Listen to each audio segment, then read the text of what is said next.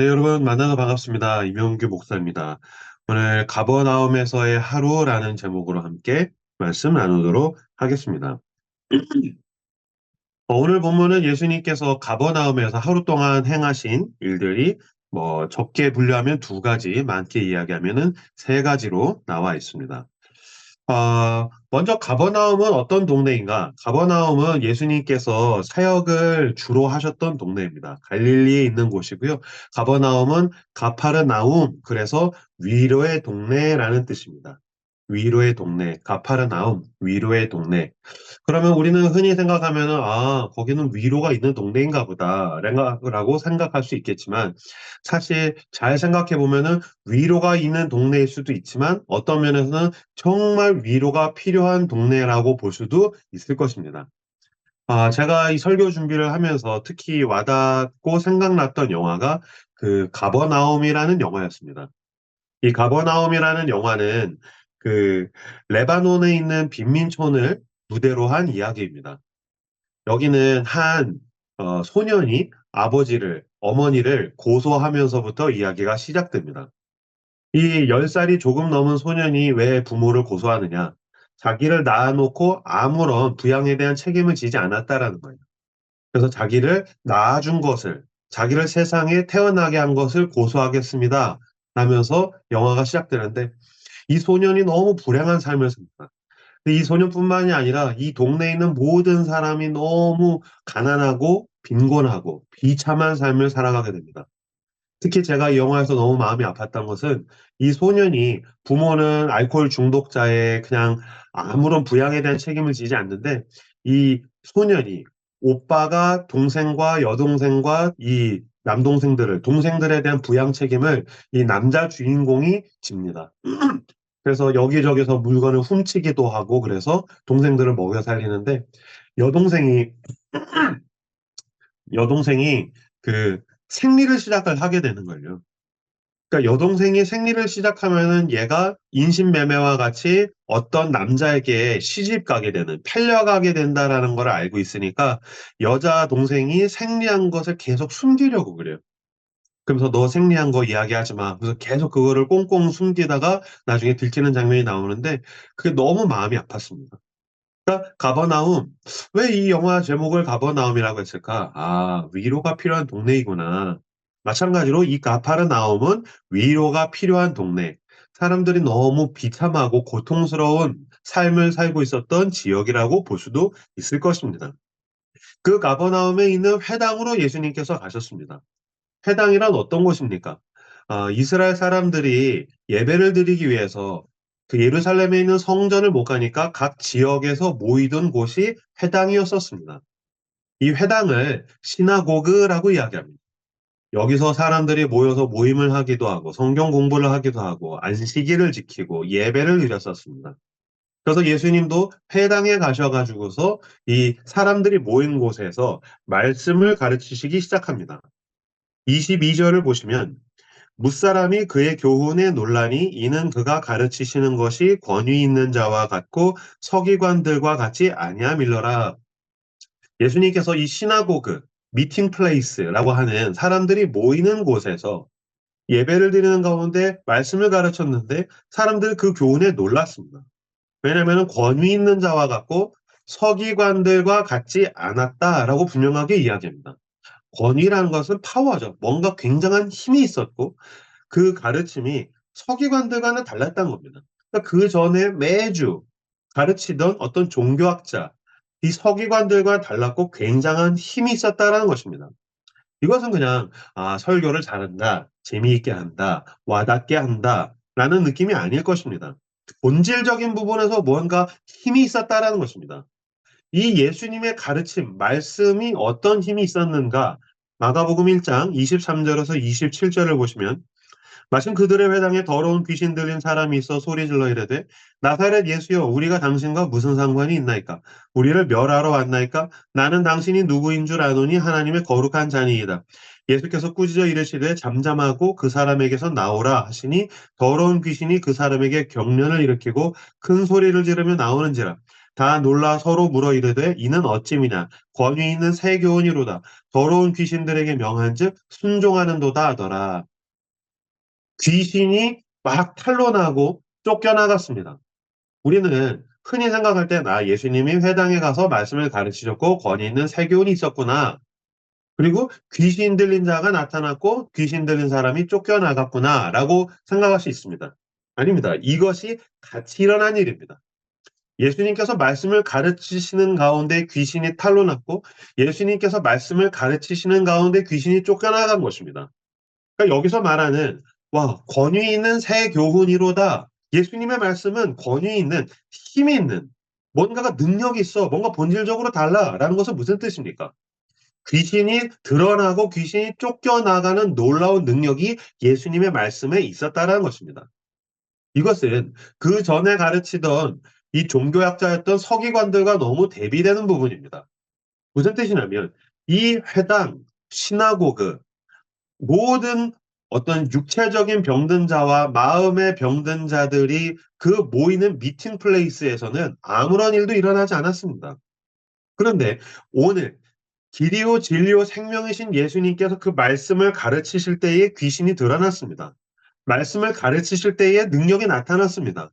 말씀을 가르치실 때에 그 속에 있던 귀신이 쫓겨나갔습니다. 말씀을 가르치실 때에 그 놀라운 변화가 일어났습니다. 말씀이 임할 때 놀라운 회복이 임하더라라는 것입니다. 예수님의 말씀이 무엇이 다른 것입니까? 예수님의 말씀은 서기관들과 달리 현학적이지 않았습니다. 예수님의 말씀은 허탄한 신화가 아니었었습니다. 그냥 종교적인 교리가 아니었었습니다. 그 말씀은 살아서 꿈틀거리는 놀라운 능력이었다라는 것입니다. 여러분 모두 우리가 알고 있지만 히브리서 2장 12절에서 13절 말씀 하나님의 말씀은 살아있고 활력이 있어 좌우의 날선 어떤 검보다도 예리하여 혼과 영과 및 관절과 골수를 찔러 쪼개기까지 하며 또 마음의 생각과 뜻을 판단하느니 지으신 것이 하나도 그 앞에 나타나지 않음이 없고 우리의 결산을 받으실 이의 눈앞에 만물이 벌거벗은 것 같이 드러나느니라. 하나님의 말씀은 살아있고 활력이 있답니다. 하나님의 말씀은 살아있고 생명력이 있다는 것입니다. 하나님의 말씀은 허탄한 신화가 아닙니다. 하나님의 말씀은 종교적인 교리 수준이 아닙니다. 하나님의 말씀은 탁상 공론이 아닙니다. 오늘 우리를 살게 하는 생명의 능력입니다. 어둠 가운데서 빛을 창조한 그 말씀이 예수님을 통하여서 그 귀신 들린 자들에게 임했습니다. 그 생명의 말씀이 사실 우리 모두에게 임해서 우리를 그리스도인이 되게 만들었습니다. 우리 안에 있는 어둠을 쫓아내게 만들었습니다. 우리의 삶을 회복했습니다. 우리를 변화시켰습니다. 그리고 그 말씀이 오늘 우리에게 임했고 오늘 우리를 통하여서 온 세상으로 울려 퍼지게 되기를 기대하고 소망합니다. 그 말씀을 누군가에게 전달하기 위하여서 이 도시에서 살아가는 여러분들 다 되시기를 그리스도의 이름으로 축복합니다. 하나님의 말씀이 임하면 실제적인 능력이 나타납니다. 저는 이거 많이 경험했습니다. 저는 24살에 예배 드리다가 그 말씀으로 인해서 저는 제 삶이 뒤집어져서 정말 저는 완전히 삶이 변화된 사람 중에 하나이기도 하지만 저는 사실 목사로서도 그 말씀의 능력을 경험합니다. 만약에 제가 설교를 하는 것이 어떤 제가 알고 있는 것을 모르는 자들에게 가르치고 학습하는 수준이라면 저는 설교할 때 어떤 면에서는 제 삶에 어떤 변화나 능력을 경험하지 못할 것입니다. 전 다 알고 있는 거니까요. 저는 그걸 위해서 열심히 일주일 동안 또는 수주간을 책을 읽고 준비를 했으니까 설교는 그냥 그거를 딜리버리하는 시간이지 제가 그것에 대한 어떤 수혜자가 될 수는 없을 것입니다. 근데 그렇지 않습니다. 저는 설교할 때마다 경험합니다. 말씀에 대한 가장 큰 능력을 경험하는 사람은 설교를 하고 있는 저입니다. 왜냐하면 내가 누군가에게 설교하는 것이 아니라 하나님의 말씀이 위로부터 부어져서 나를 통과해서 흘러나가는 것이기 때문입니다. 부끄럽지만 저는 이제 교회 개척 초기에 교회도 힘들고 저도 너무 초보고 긴장하고 막 또 교회도 너무너무 힘들고 그러다가 보니까 뭐 대부분 목사님들 보니까 비슷한 경험들을 하시는데 주일날 아침에 꼭 아내랑 싸웁니다. 주일날 아침에 꼭 아내랑 막 싸우는 거예요. 그리고서 이제 막 교회를 가다가 보면은 막 교회 가기 싫고 도망가고 싶어요. 막 어디론가 숨고 싶고 내가 설교할 자격이 되나? 오늘 내가 설교하면 사람들이 이 설교를 가증스럽게 여기진 않을까? 무엇보다 하나님이 나를 가증스럽게 여기지 않으실까? 그러면 마음이 너무너무 괴로워서 설교가 뭡니까? 막 도망가고 싶고 어떨 때는 막 죽고 싶고 그럴 때가 있어요. 근데 이제 용기를 내서 진짜 꾸역꾸역 막 도살장에 끌려가는 양의 심정으로 가가지고 설교를 합니다. 막 말씀을 준비한 걸 전하고 전하다가 보면 어느 순간엔 건 나도 모르는 그 힘이 내 속에서 확 일어나고 설교를 힘차게 합니다. 그리고 예배가 끝납니다. 예배 가운데 하나님의 임재를 경험하고 은혜를 받고 그 말씀으로 내가 은혜를 받고 나면 어김없이 그랬습니다. 집에 돌아가는 차 가운데에서 여보, 내가 미안해. 내가 오늘 아침에 내가 미안해. 내가 죄인이야. 내가 회개한다. 내가 당신한테 부끄럽다. 예배를 드리기 전과 후가 완전히 달라진 겁니다. 하나님의 말씀이 내게 임하기 전과 후가 달라진 것입니다. 이건 그냥 간단히 그냥 정신 승리했다 수준이 아닙니다. 뭔가 내 속에는 어둠이 쫓겨나가는 것입니다. 내 안에는 어둠이 어떤 빛이 임하는 것입니다. 내 몸과 마음 가운데 강력한 힘이 발동되어서 나를 움직이게 만든 것입니다. 하나님의 말씀은 살아있고 생명력이 있습니다. 그 말씀이 오늘 나에게 부어지기를 소망합니다. 그리고 그 말씀이 나를 통하여서 내가 살아가는 삶의 자리에 있는 그 누군가에게 그 말씀이 필요한 자들에게 우리를 통해서 전달되기를 주님의 이름으로 축복합니다. 예수님께서 회당에서 말씀을 가르치셨습니다. 그리고 어디로 가셨습니까? 베드로의 장모님의 집으로 갔습니다. 29절, 30절 보시면 회당에서 나와 곧 야고보와 요한과 함께 시몬과 안드레의 집에 들어가시니 시몬의 장모가 열병으로 누워 있는지라 사람들이 곧 그 여자에 대하여 예수께 여짜온대. 예수님께서 회당에서 귀신을 내쫓으신 다음에 말씀을 가르치신 다음에 베드로의 장모님의 집으로 갔습니다. 사실은 베드로의 집으로 간 겁니다. 이게 구분이 없습니다. 왜냐면은 지금이야 핵가족 시대라 가지고서 뭐 혼족으로 살든지 아니면은 아빠, 엄마, 아들, 딸 딱 네 가족, 뭐 세 가족 또는 부부만 살지만 뭐 여러분 가운데 저보다 연배가 되신 분들은 기억하실 것입니다. 2, 30년 전만 해도 막 대가족 시대였었습니다. 저 어렸을 때만 해도 저희 집에 저희 작은아버지, 막내 삼촌도 살았고, 사실은 저희 막내 삼촌의 친구도 저희 집에 살았었습니다. 지금 생각하면 이상한 일이에요. 막내 삼촌의 친구가 우리 집에 왜 사는지 모르겠는데 같이 살았었어요. 그분도 대가족 시대인 겁니다. 그러니까 베드로의 집에 베드로의 가족, 게다가 막 사돈, 팔촌, 장모님 다 사는 거죠. 근데 베드로의 장모님이 열병에 걸린 겁니다. 근데 이거를 학자들은 화병이 났다라고 이야기합니다. 왜 화병이 났을까요? 왜냐면 베드로는 부인이 있는데, 가족이 있는데, 모든 업으로서의 생계를 집어던지고 예수님을 따라간 겁니다. 그러니까 무슨 뜻입니까? 직업이 있어서 생계를 유지해야 되던 사람이 그 전까지 사실은 예수님은 아무런 일도 안 하시는 거잖아요. 그냥 백수 상태셨는데 예수님을 따라간다고 모든 생계를 집어던지니까 그 장모님 입장에서는 이보게, 배서방, 내 딸은 어떻게 책임질 건가? 아니 어쩌자고 생계를 집어던지고 저 예수라는 자를 따라가는 건가? 그러니까 그냥 화병이 나는 거죠. 지금으로 치면은 여의도에서 증권가에서 잘 나가던 사람이 모든 거 다 집어던지고 신학교 가면은 당연히 그 장모님 화병 나실 수 있는 거 아니겠습니까? 마찬가지로 베드로의 장모님 입장에서 내 딸을도 책임지지 않고 부양 가족에 대한 것도 다 집어던지고 예수님을 따라간다고 하니까 화병이 난 겁니다. 그럼 예수님은 베드로 사위도 정말 너무 짜증나고 화가 나겠지만 이 화병의 근원이 누굽니까? 예수님이죠. 그러면 지금 이 화병이 예수님 때문에 생긴 겁니다. 어쩌자고 우리 신실하던 배서방이 저놈의 그 예수인지 무엇이긴지 따라간다고 그랬으니 얼마나 이 장모님은 예수님이 꼴 보기 싫겠습니까? 근데 어떻게 하셨다고요? 예수님께서 그 장모님을 찾아가셨습니다. 예수님 참 속도 좋죠. 나를 너무 싫어하는 사람을 예수님이 먼저 찾아가셨습니다. 그리고 어떻게 하셨습니까?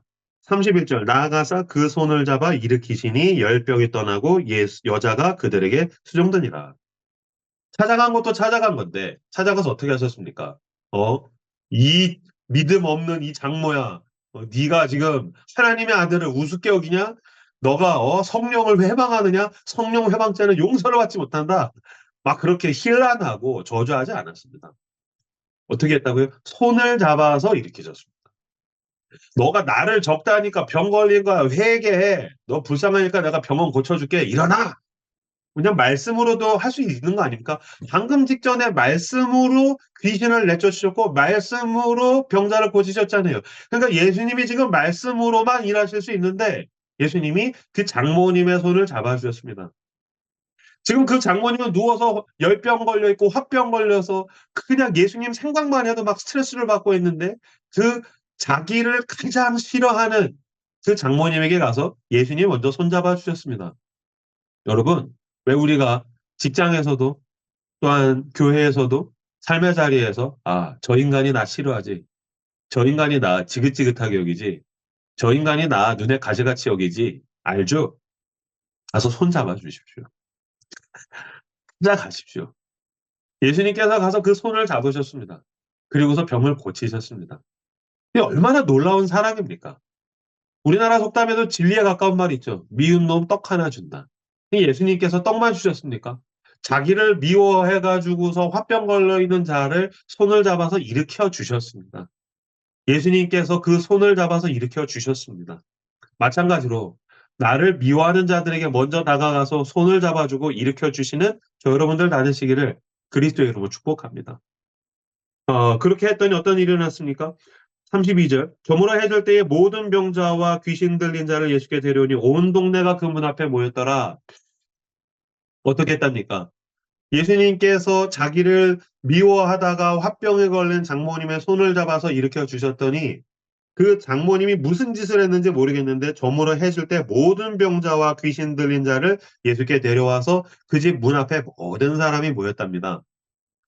방금 전까지만 해도 병에 걸려 있고 아팠고 고통이 있었고 상처가 있었고 미움이 있었고 용서가 안 됐던 그 자리에 회복이 있었고 그 장모님만 회복된 것이 아니라 그 집에 수많은 사람이 모여들었습니다. 제가 아까 이야기했죠. 회당이 뭐라고요? 시나고그. 시나고그는 뭐라고요? 미팅 플레이스. 만남의 집, 모임의 집. 이 만남의 집은 근데 어떤 만남의 집입니까? 그냥 서로 만나는 자리가 아닙니다. 하나님을 만나는 집입니다. 하나님의 회복을 만나는 집입니다. 하나님의 사랑을 만나는 집입니다. 하나님의 은혜를 만나는 집입니다. 하나님의 치유를 만나는 집입니다. 그런데 그 회당에서는 그냥 탁상공론과 허탄한 신화와 종교적인 교리만 난무했었습니다. 근데 예수님께서 그 장모님을 이렇게 세워줬더니 그 장모님의 집에 시나고그, 미팅 플레이스, 병자들이 모여들었습니다. 그 고통의 자리에 아픈 사람들이 모여들기 시작했었습니다. 거기는 더 이상 고통의 자리가 아니기 때문입니다. 그 장모님의 집은 회복의 자리였었습니다. 그 장모님의 집이 진정한 시나고그가 되더라는 것입니다. 그러니까 종교적인 건물이 아니라 진짜 은혜를 경험한 그 사람과 진짜 은혜를 경험한 그 사람의 집, 그 사람의 삶의 자리가 시나고그가 되더라는 것입니다. 이게 마찬가지입니다. 우리가 주일날 예배를 드리죠. 그쵸? 거기는 공적인 예배가 드려지는 자리입니다. 그러나 이제는 우리가 예수님과 함께 살아가는 그 자리가 시나고그가 됩니다. 예수님께서 보내시는 삶의 자리, 치유가 있는 그 사람 자체가 내가 시나고그가 됩니다. 나를 만나는 사람을 통해서 하나님이 일하실 것입니다. 나를 만나는 사람을 통해서 놀라운 살아있고 활력 있는 생명의 말씀을 주님께서 전달하실 것입니다. 그러기 위해서 주님께서 오늘 우리에게 새 아침을 주셨습니다. 그러기 위해서 우리에게 주님께서 놀라운 재능을 주셨습니다. 그래서 오늘 주님께서 우리에게 여러분에게 규장이라는 가피풀이라는 자리로 주님께서 부르신 것입니다. 우리가 살아가는 그 자리가 시나고그이기 때문입니다. 미팅 플레이스입니다. 어떤 사람을 만나면 그 사람은 주식의 시나고그로 살아갑니다. 그 사람을 만나면 주식을 해야 됩니다. 어떤 사람을 만나면 운동의 시나고그, 골프와 테니스의 시나고그로 살아가는 사람들을 보게 됩니다. 그 사람을 만나면 골프를 쳐야 됩니다. 어떤 사람을 만나면 취미생활, 드라마의 시나고그를 만나게 됩니다. 자기계발의 시나고그를 만나게 됩니다. 우리는 사실을 누군가를 만나게 하고 무언가를 만나게 하는 시나고그로 살아갑니다. 그리스도인은 예수님에 대한 시나고그로 살아가는 것입니다. 예수님에 대한 미팅 플레이스로 살아가는 것입니다. 아, 제가 몇 달 전에 사츠키라는 어떤 래퍼에 대한 이야기를 들은 적이 있습니다. 요새 보니까 새롭게 하소서도 나왔는데 사실은 저희 교회에서 그 전에 그분을 모셔서 간증같이 이야기도 듣고 공연도 보고 그랬었어요.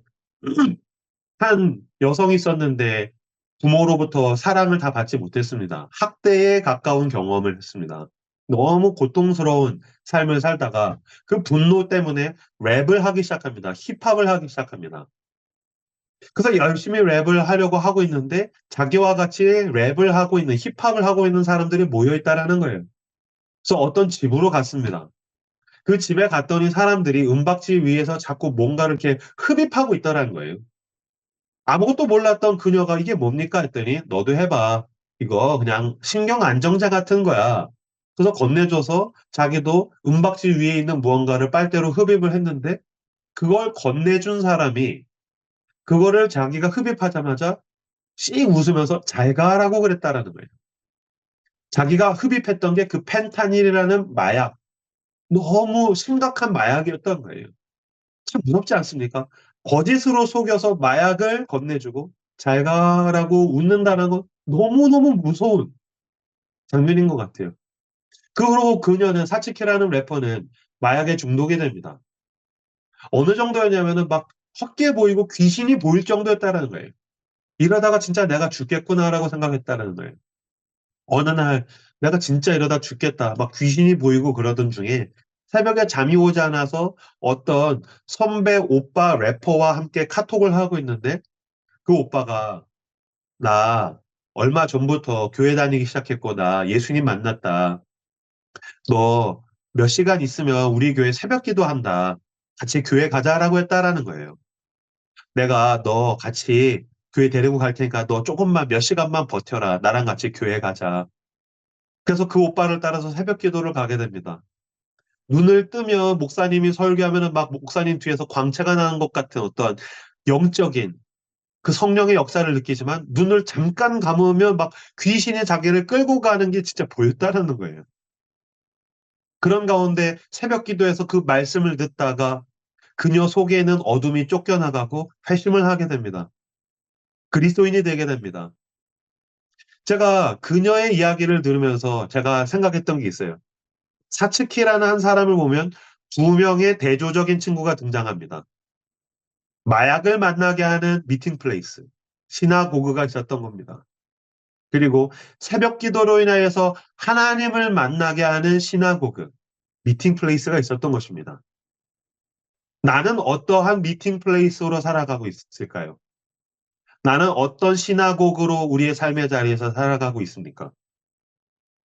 내게 있는 가장 좋은 것, 내게 있는 모든 것과 맞바꾸어도 아깝지 않은 것, 예수님을 만나게 하는 시나고그로 살아가시는 여러분들 다 되시기를 그리스도의 이름으로 축복합니다. 주님의 미팅 플레이스 시나고그로 살아갈 때 하나님의 성령께서 여러분과 함께 하시고 놀라운 능력을 오늘 가운데 부어주실 줄로 믿습니다. 기도하겠습니다. 주님, 내가 믿는 믿음은 그냥 종교적인 교리가 아닙니다. 나는 생명의 말씀, 어두운 가운데서 빛을 창조하신 말씀, 의로 인하여서 온 세상의 주인이신 예수 그리스도를 만났습니다. 예수님, 당신만이 나의 하나님이시고 길이요 진리요 생명이십니다. 당신은 무에서 유를 창조하셨고 죽을 수밖에 없는 나를 위하여서 십자가를 지셨고 나의 죄를 이기셨고 나의 죽음을 이기셨습니다. 그 생명의 말씀이 나에게 있습니다. 주님, 내가 이것을 누군가에게 만나게 해주기 위하여서 시나고그로 살아가라고 나는 이 세상에서 살고 있음을 믿습니다. 주님, 나를 사용하여 주십시오. 나의 오늘을 사용하여 주십시오. 나의 돈과 시간과 재능을 사용하여 주십시오. 그래서 이 세상 가운데에서 어쩔 줄 몰라 하고 죄 가운데 허덕이는 모든 사람이 주여 나를 통하여 우리를 통하여 예수님을 만나게 하여 주옵소서. 그렇게 시나고그로 살아가는 우리 모든 하나님의 백성들 되게 하여 주옵소서. 예수님 이름으로 기도했습니다.